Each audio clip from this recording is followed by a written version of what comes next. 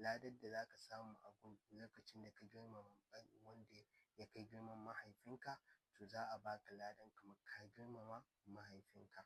Haka zalika ma za a baka ladan yadda ka girmama wanda ya kai girman yayanka, haka zalika za a baka ladan kamar ka girmama yayanka. To aike yakan sakewa da wasu abubuwa da dama na ƙwiya da damansu. Uwayenmu mata ya kamata mu koyar da 'ya'yayenmu zuwa aike gun manyanmu. Allah ya sa mu dace kan alkhairi da kuma kan zuwa kan sunna.